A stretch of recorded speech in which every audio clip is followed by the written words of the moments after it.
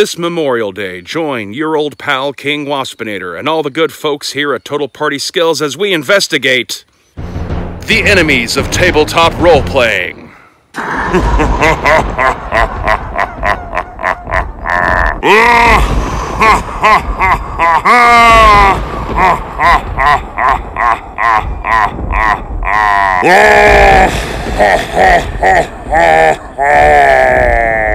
You see these sorts of comments crop up from time to time, and hell, even the other day I noticed Grim Jim had done a video talking about being better than our enemies, and you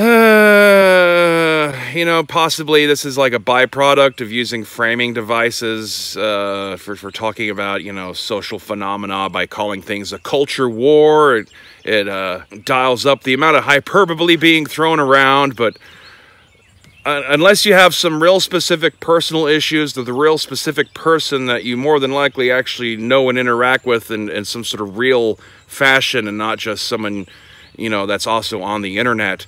If you're into tabletop role-playing games, I mean, I don't know how to tell you this, but just by virtue of the fact that you enjoy a lifestyle where you're able to have a hobby, we're playing D&D and with miniatures and other role-playing games is a thing you spend a significant chunk of your day-to-day or week-to-week thinking about and interacting with, you live a very peaceful life, and you probably have nothing that actually quantifies as being a true enemy. I think culturally we're all a little bored, and, you know, combined with things like framing devices like we use that dial the energy levels up in order to be able to gain clicks, and people viewing your articles and watching your channels and all that kind of stuff, all meshes together to kind of create this like pseudo-paranoia that's almost role-playing in and of itself.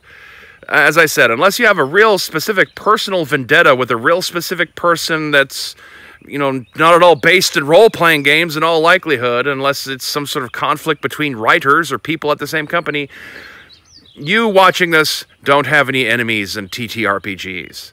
Certainly, over the years, there's been antagonistic forces outside of the role-playing game community, largely based on not understanding what it's all about.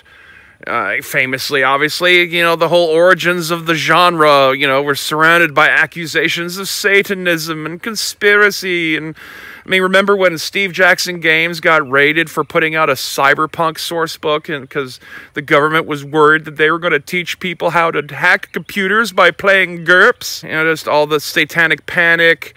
You know, one time, you know, some teenager killed another teenager in Colorado. They tried to blame it on Werewolf the Apocalypse live-action role-playing at the time. It's nothing new, and it's kind of maybe some sort of a bit of a generational retaliation that the current, you know, group of people who are, you know, making a stink over things being problematic and that these materials in this hobby or could somehow be harmful to people if they were to read them, that they're at the other end of the pendulum swing from the people who are complaining initially. That's just kind of a byproduct of, you know, generational rollover, you know, youthful rebellion, the embracing of counterculture, which is always the previous culture from what the current culture is, which originated as a counterculture of, and all that kind of dragon eating its own tail, Mobius loop kind of stuff, the way we got going on in our society, and the thing that creates the illusion of a cyclical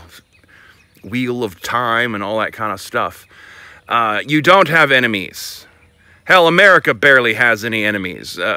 We like to make up enemies because it's fun. We're bored. Most of the stuff that was cool and needed to be done in history has already happened, and we're not really left with a whole bunch else except to just kind of make up reasons for us to feel relevant to each other, especially since, you know, like that's a lucrative path to be able to gain fame, money, influence, and power and all that kind of stuff. But once again, outside of real specific personal vendettas, we're not enemies. Other Americans are not our enemy. We've all dialed the heat level up so high that we've lost sense of what's really going on. And specifically when it comes to the tabletop role-playing game community, like, we already have an uphill climb when it comes to being taken seriously by people. And using language such as blue-haired people on Twitter are the enemy is It's ridiculous. You know, like, oh, they've been decade plus they're making fun of us. It's like, yeah, but you were the people making fun of them. Like, this is a retaliatory thing, and cycles of retaliation can't end until one side decides to be, you know, nobler and actually uphold their ethical values and stop participating in the retaliations. And that's the only thing that can get it to stop, is one side just has to stop participating and just walk away from it. But that's not fun. We live in a world with nothing to explore, no battles left to fight. Every theory has been theorized. Unless you're in a small slice of people in certain cutting-edge sciences and industries, all you have in your life is hobbies. And hobbyists don't have enemies. You might have individual rivals from time to time. You might have people dislike you. You might feel like everyone's out to get you, but they're not, and they are not your enemies.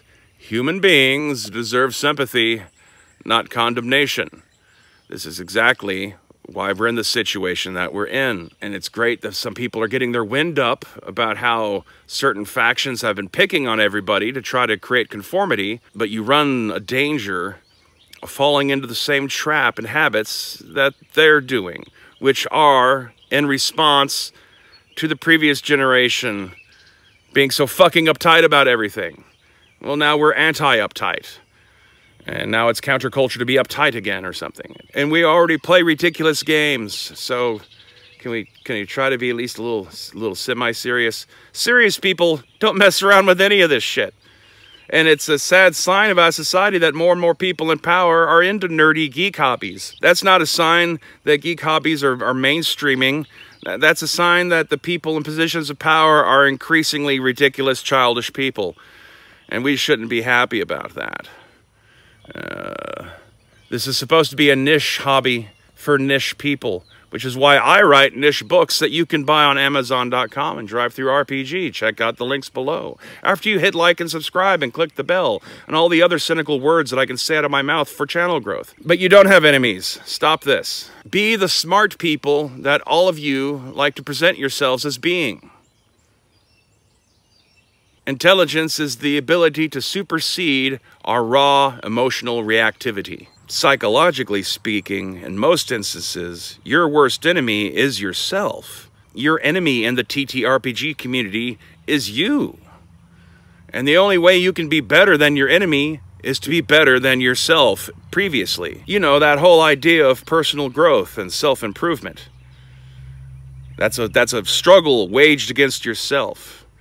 In the end, the only person that can judge you is you. The only person that can condemn you is you. The only person that can forgive you is you. And the only person that can redeem you is you. And so I would like it if you would quit being such a massive idiot. And since this is Memorial Day, take a moment and think about the actual horrors that real veterans have had to experience or commit in order to be able to survive in an actual war. And then think about whether or not it's actually really appropriate to describe you being locked in a cultural struggle against a company that makes card games and toys for giant adult children. I mean, seriously, guys, dial it down. Just a smidge. I mean, in all seriousness, if you are actually really sitting there in your home watching this video or some other video on YouTube, and you're thinking to yourself that there's a whole other group of gamers who might be a different age group or have some slightly different tastes than you when it comes to politics or their sex life, or have just different ways they want to approach gaming, and you're going to say they're your enemies, you are a fanatic and probably need some sort of deprogramming or at least some sort of psychological counseling so you can gain a proper perspective on your life and what's actually going on around you. You will know when you actually have real enemies, and it's not because they try to kick you off Twitter. Now, don't get things twisted around. There are certainly trends in the hobby that I find either annoying, distasteful, or pointless, but it doesn't mean that the people who create or advocate for these sorts of things are enemies. They're not coming to get me. Even if we were to fall apart as a civilization that I have to worry about people coming to get me, it's not going to be about role-playing games. And I'm pretty goddamn sure that whoever it is you are on the other side of this screen, the same can be said of you. No matter how bad things get, no one's going to come storm your house and take your life because you have a difference of opinion on role-playing games. Thus, you don't really have any enemies. You might have some people you're unfriendly with. You might have, as I said, rivals. You might have personal vendettas with specific people for specific reasons. And even then, the odds that is really about something that happened in a role-playing game is pretty goddamn low. And if it is, you're both petty people and probably deserve each other. Until next time, return to Total Party Skills for more apocalyptic centrist points of view, or whatever the hell we're being accused of now, and stay waspinated.